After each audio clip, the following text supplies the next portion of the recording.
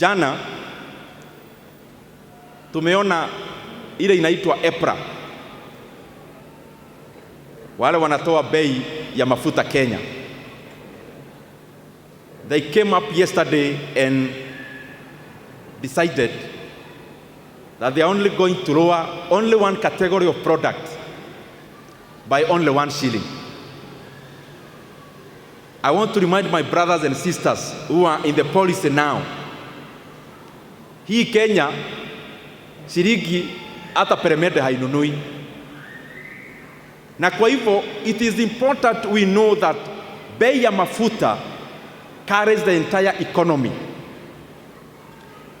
Last month they hiked the fuel prices by 9 shillings. Ikikuja ni kuongeza, tunaongeza na shilingi 8 ama 9. Ikikuja ni drop, we drop by 1 shilling. And I am saying this because I know bei ya mafuta Kenya is the highest in the region. In the region, there is no neighboring country ambayo inauza mafuta Kenya. Ambayo inauza mafuta bei ghali kuliko Kenya. Whether it is Tanzania, Uganda, hata mafuta ya Uganda ile inapitia Kenya, poti ya Kenya. Watu wa Uganda wanunua mafuta bei ya chini kuliko Kenya. Shida ya bei ya mafuta Kenya ni maneno ya kodi and levies, and especially the levy of 7 shillings that was introduced last year. So tunauliza kwa unyenyekevu sana, wacha tuache kukibiza economy yetu na vitu za juu, kwa sababu when the prices increase, you are giving investors alternatives to look for other countries. Na sasa hii ina happen kuwa na bei ya juu ya mafuta. It is happening around the same time ambayo serikali inasema ati hizi barabara zote kubwa, barabara ya kwenda Nakuru, barabara ya kwenda Mombasa, kama hii ya Thika Road, ati wataweka toll stations. Roads is a public good, and public goods are supplied by government for free. So I want to ask those who are doing these mechanisms like PPP and tolling of roads. We cannot afford to have an economy where the prices of fuel are the highest in the region, and then we want to toll the roads. That will make Kenya a very uncompetitive economy, and it will lower the ease of doing business when it comes to Kenya.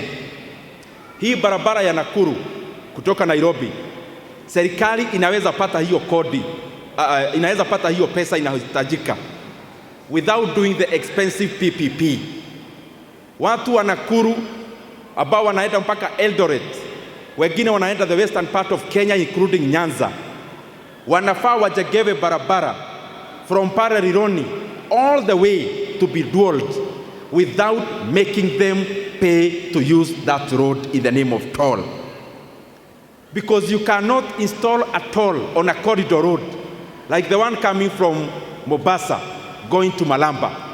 Any section of that road must not be tolled, because when you do that, you are increasing the cost of doing business and you are moving investments out of our economy. Tuko hapa mambo ya elimu, because GTI is a college, and there are things we must constantly do as leaders kuimprove elimu ya Wakenya. Na kwa sababu hapa tuko college, naonanga hata kwa budget ya nchi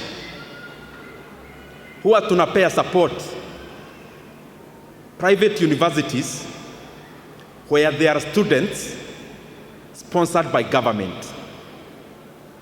Maybe it is a high time the ministry concerned of higher education na pia department ya TVET, it is the high time they also start giving sponsorship to private students in private universities.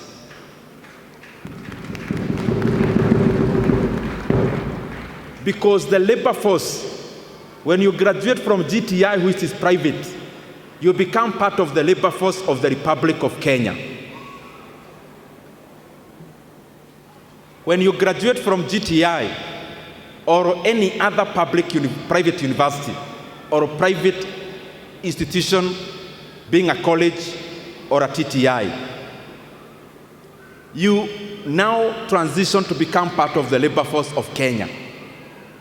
And therefore, the sponsorship that we continue to give even the public colleges, even the private colleges, what they do is to refine the labor force of Kenya, and therefore they deserve the same kind of support.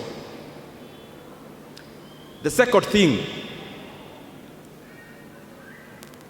in the last few weeks, tumeona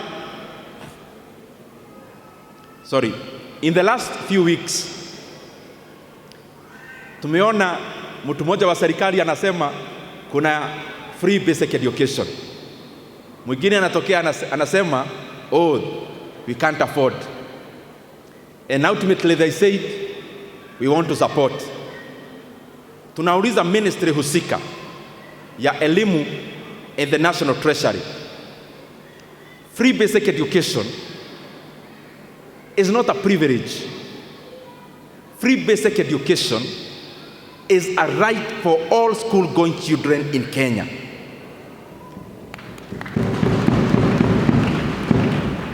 And if it is true, as you say, that you support free basic education, shule zimebakia wiki mbili wafugue. Tafadhali, in all the institutions from primary school, to JS, to the senior secondary, tunaomba na tunauliza, and we are also demanding that the arrears ile haijalipwa ya capitation itumwe kwa mashule zetu so that they can continue offering quality education to the learners in Kenya. Wanafunzi wakifungua third term wasiende tena kugoja pesa, ni pesa iende igoje wanafunzi. Na tena, by the time the schools had done the budget, especially the senior secondary, of 22,000 capitation per year, it is not a figure that came from the air. It was based on empirical calculations in terms of the functions that the schools do. Na kwa hivyo, 22,000, Kenya should never be having a discussion about whether to reduce 22,000 to whichever figure. We should be talking about increasing the figure to cover up for the inflationary pressures that has come in the many years back. Na ya mwisho,